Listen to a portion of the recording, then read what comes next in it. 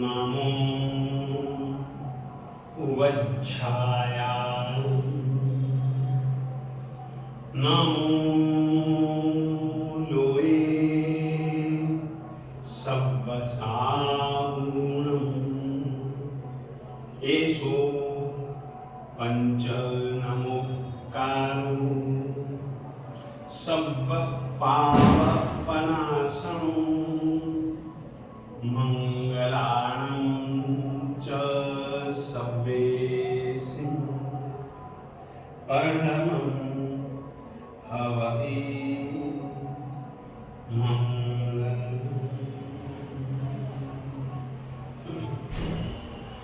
नामाकृति द्रव्यभावहि उन्नतस्त्री जगज्जनम क्षेत्रे काले च सर्वस्मिन्नर्हतः समुपास्महे आदिमं पृथिवीनाथ मादिमं निष्परिग्रहम् आदिमं तीर्थनाथं च ऋषभ स्वामिनं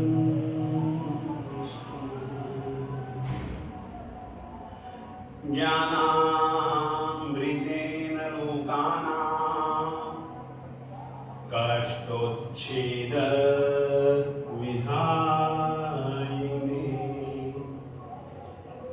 ऐदं युगेन वीराय नमो वल्लभ सूरये अज्ञानतिमिरान्धानां ज्ञानाञ्जनशलाकया चक्षुरुन्मीलितं येन तस्मै श्री गुरवे नमः तस्मै सद् गुरवे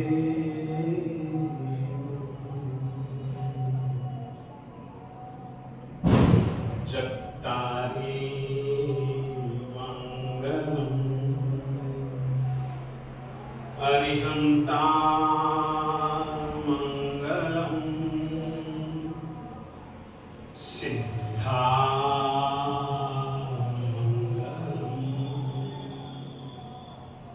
साहु मंगलम् केवली पन्नतो धम्मो मंगलम् चत्तारि उत्तमा अरिहन्ता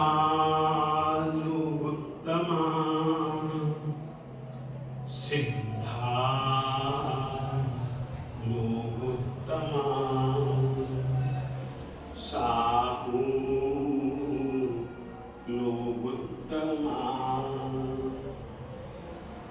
केवली पन्नतो धम्मो लोकोत्तमो चत्तारि शरणं पवज्जामि अरिहन्ते शरणं पवज्जामि सिद्धे शरणं पवज्जामि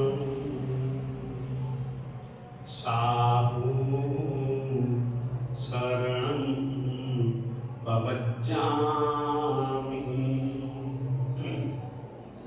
केवली पन्नत्तं धम्मं शरणं पवज्जामि।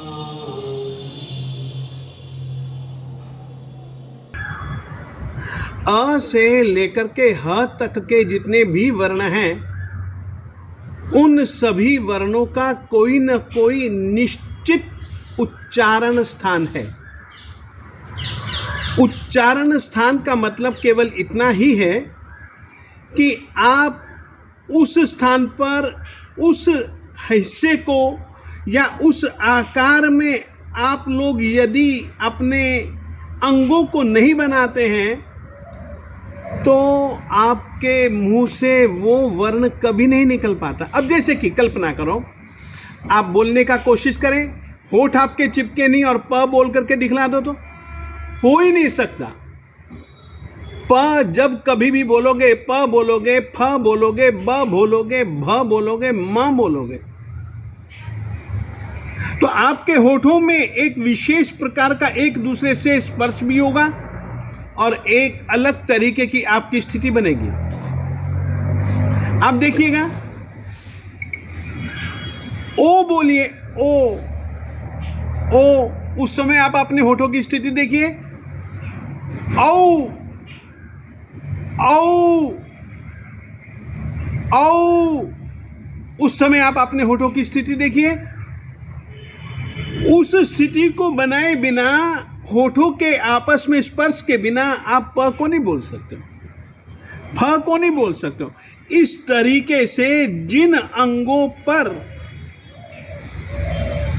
हमारे श्वास छोड़ते समय अमुक अमुक वर्ण जब पैदा होता है, तो जिस अंग को स्पर्श करके श्वास निकलता है या जिन अंगों में हमारी एक विशेष आकृति बन जाती है, वो स्थान है उस वर्ण के उच्चारण का।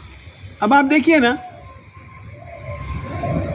त बोलिए, त बोलेंगे तो आपकी जबान दांत से स्पर्श करेगी ही करेगी। दांत से यदि जबान का स्पर्श नहीं तो आप त, थ, द, ध, न नहीं बोल सकते। ल, दांत से आपकी जबान छुएगी ही छुएगी। स, जबान दांत के नजदीक रहेगी। जब कभी भी त, थ, द, ध, न बोलना हो, तब आपको सही ढंग से उच्चारण के लिए यह ध्यान रखना है कि जबान तो छूती ही है, परंतु आप लोगों को यह ध्यान रखना है कि कहीं इधर उधर ना हो जाए। अब देखिए, आप च बोलिए, च, छ, ज, झ, य। क्या आपकी जबान दांत का स्पर्श करती है या आपके होठों का कोई अलग तरीके का आकार बनता है? नहीं बनता है।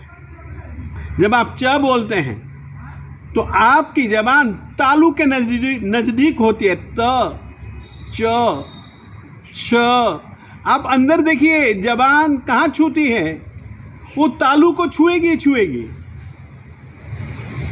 और तालू का स्पर्श किए बिना यदि तुम च, छ, ज, झ, य बोलना चाहो, नहीं बोल पाओगे।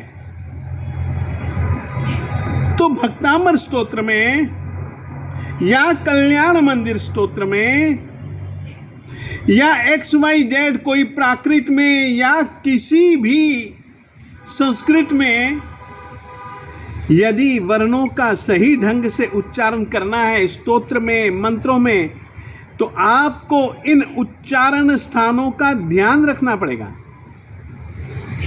जैसे कि अब देखिए, आप अ बोलिए, अ, आ।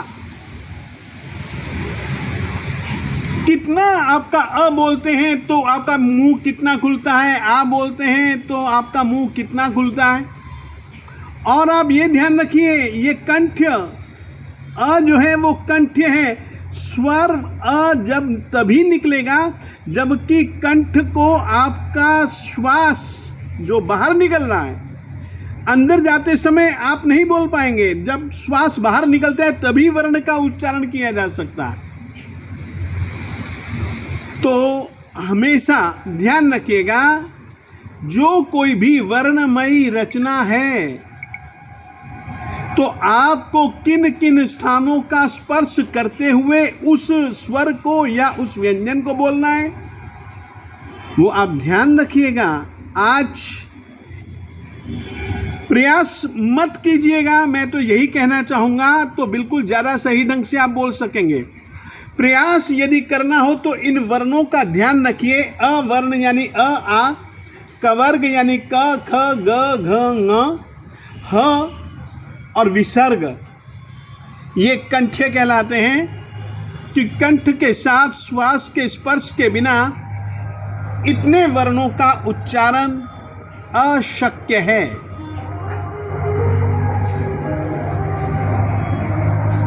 अवर्ण में अ आ दोनों प्रकार के अ आ गए, ह्रस्व भी दीर्घ भी, और वैसे यदि प्लुत भी करना चाहें तो भी आप कंठ्य ही कर पाएंगे।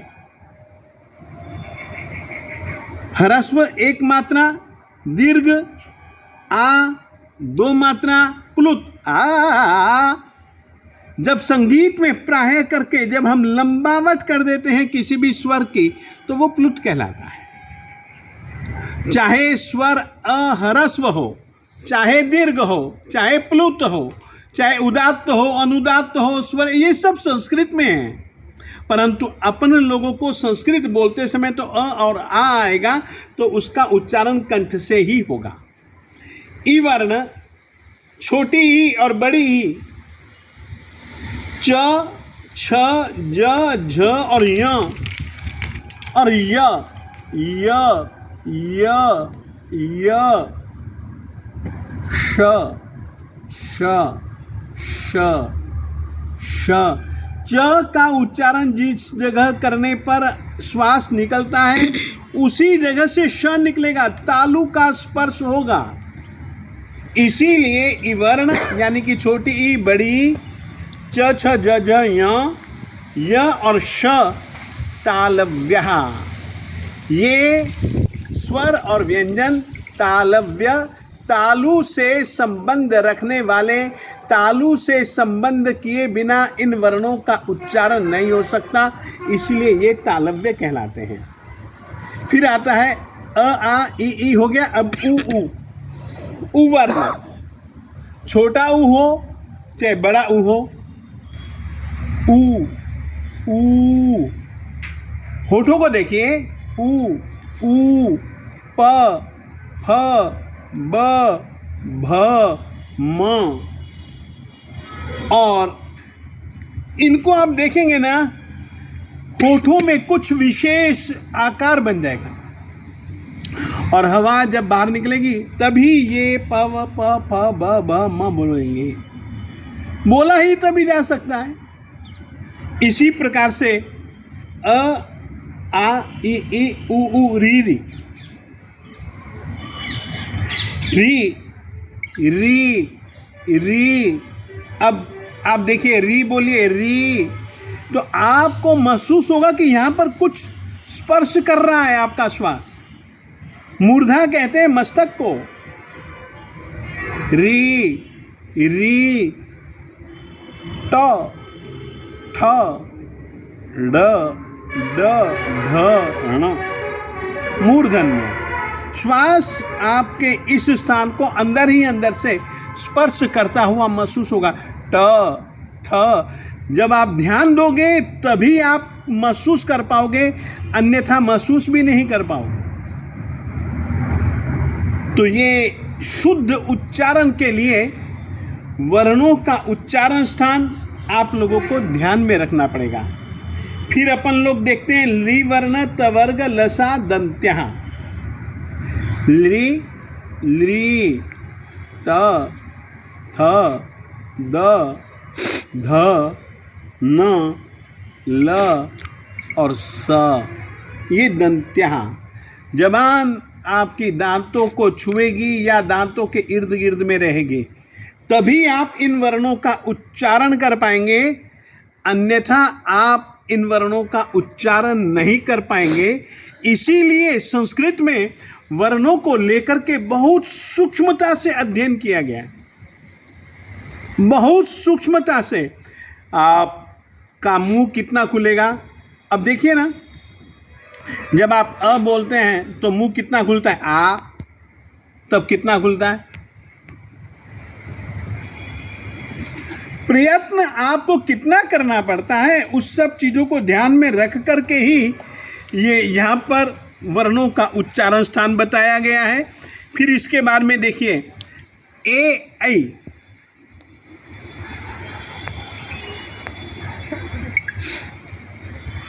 ए ऐ कंठ तालव्यौ। अब क्या होता है, अ का है कंठ्य, देखिए अ का है कंठ्य, ई का है तालव्य। संस्कृत में अ और ई मिलकर के ए बनते हैं। अ का स्थान कंठ, ई का स्थान तालु, तो दोनों स्थानों, दोनों स्वरों के संयोग से ए बना, तो कंठ तालव्यौ। अब देखिए ए तो हो गया, ए, अब आ के साथ में आप ए को जोड़ दीजिए, आई बन जाएगा। आ क्या है, कंठ्य, ई क्या है, तालव्य, तो ये कंठ तालव्यौ, ए ऐ कंठ तालव्यौ। ए और ऐ, इनका उच्चारण जब कभी भी शुद्ध करना हो तो ये ध्यान रखिए, अपने आप होगा, स्वाभाविक रूप से होगा, परंतु इनका उच्चारण स्थल यह है। तो जब कभी भी आप पाओ कि ए की मात्रा है या ऐ की मात्रा है, तब ये ध्यान रखना पड़ेगा। ऐसे ही ओ औ,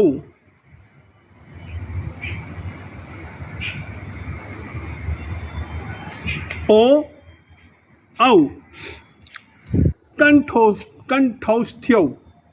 अब देखिए ओ कैसे बना, अ प्लस उ, ओ। अ क्या है, कंठ्य है, उ कैसा है, ओष्ठ्य, देखिए उवर्ण। तो इस तरीके से आपका ओ बनता है, और इसके उच्चारण में भी आपका कंठ और होठ, इन दोनों की क्रिया होनी चाहिए। और औ में भी इसी ही प्रकार से होता है। इस तरीके से वह जो है दंतौष्ठ्य है, वह अब देखिए, आप वह बोलते हैं ना, वह दांत और होठ, वह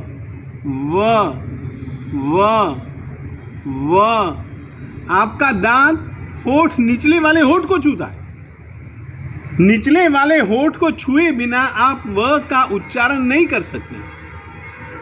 ये स्वाभाविक रूप से है, परंतु यदि शुद्ध उच्चारण करना हो तो आप इसी रीति से वर्णों के उच्चारण स्थान ध्यान में रखते हुए यदि आप वर्णों को बोलेंगे तो वर्ण कभी भी अशुद्ध नहीं बोले जाएंगे। तो वर्ण शुद्धि के लिए आप लोगों को वर्णों के उच्चारण स्थल अवश्य में ध्यान रखने चाहिए। संस्कृत में तो स्थान और आस्य प्रयत्न, ये दोनों को लेकर के बहुत विस्तार से वर्णन है, परंतु आज मैं आपको केवल संक्षेप में, जितना आवश्यक है उतना संक्षेप में मैंने बतलाने का आप लोगों को प्रयास किया है। प्रयास तो इन वर्णों को बोले ही ऐसे जाएंगे, परंतु उनको समझने के लिए, शुद्ध अशुद्ध को समझने के लिए, लिखने के लिए, बोलने के लिए, विशेष करके बोलने के लिए हमको इस रीति से वर्णों को समझना अनिवार्य है। आज मैं इतना ही वर्ण शुद्धि, शुद्ध उच्चारण भक्तामर स्तोत्र का करने के लिए वर्णों के उच्चारण स्थान मैंने आपको बतलाए। विषय बहुत बड़ा है, परंतु आपके लिए इतना मैं आवश्यक मानता हूँ। आप जरूर इन चीज़ों को ध्यान में रख करके यदि बोलेंगे तो उच्चारण आपका गलत नहीं होगा। इतना ही आज के दिन मैं आपको कहना चाहता हूँ।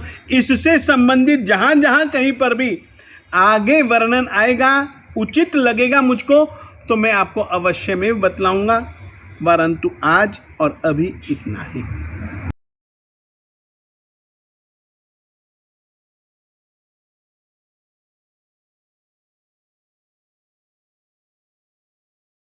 मेरी पतराखो केशरिया, मेरी पतराखो दूलेवा, मेरी पतराखो केशरिया, मेरी पतराखो दूलेवा। मैं दुखिया शरण तिहारी रे, मेरी पतराखो केशरिया, मेरी पतराखो दूलेवा। छोड़ तुम्हारा द्वार प्रभु मैं किसके द्वारे जाऊं, तुझ बिन मेरा कौन खिवैया, किस पे आस लगाऊं। मुझे शक्ति दो, मुझे शक्ति दो केसरिया रे, मेरी पतराखो केसरिया, मेरी पतराखो दूलेवा। देखो बीच भंवर में मेरी डोल रही है नैया, देखो बीच भंवर में मेरी डोल रही है नैया। पार लगा दो हे आदिश्वर, कोई नहीं है खेवैया। भव पार करो, भव पार करो केसरिया रे, मेरी पतराखो केसरिया, मेरी पतराखो दूलेवा। जन्म जन्म का दुखिया प्राणी आया तेरे द्वारे, दर्शन की अभिलाषा लेकर बैठा इसी सहारे। मुझे दर्शन दो, मुझे दर्शन दो केसरिया रे, मेरी पतराखो केसरिया, मेरी पतराखो दूलेवा। मैं दुखिया शरण तिहारी रे, मेरी पतराखो केसरिया, मेरी पतराखो दूलेवा। शिवमस्तु सर्वजगतः परहितनिरता भवन्तु भूतगणाः। दोषः प्रयासः